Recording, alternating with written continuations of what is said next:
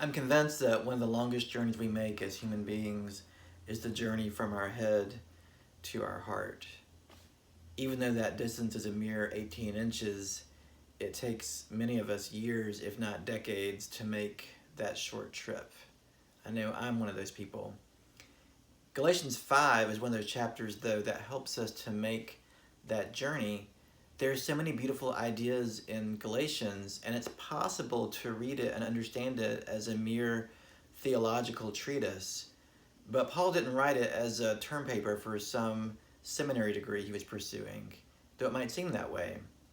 The idea of salvation by grace through faith, that it's through nothing that we do, but it's a sheer gift of God, that is beautiful, soaring theology. It's captivating. I know it captured my mind and imagination for many years.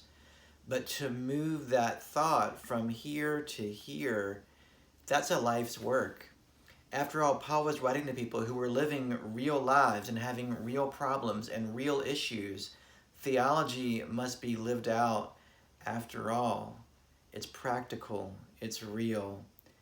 And Galatians is really impossible to understand without the idea of chapter 5, which is that we live by a dynamic relationship with the Holy Spirit, God's presence in us.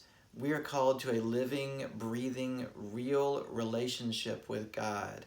That is the message of Galatians 5.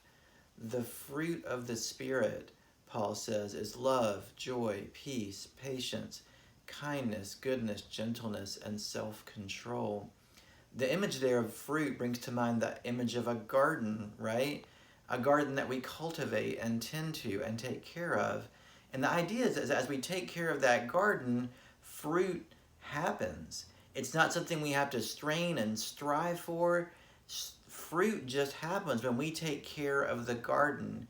And what Paul is saying to his friends in Galatia is, tend to your relationship with God. Pay attention to the Holy Spirit who lives in you, who indwells you. That is where real life change, where transformation occurs. It's not something you try to make happen through your religious or moral effort. It's something that naturally happens as you tend to your relationship with God. That's how we move from our head to our heart. And that's great news today. Amen.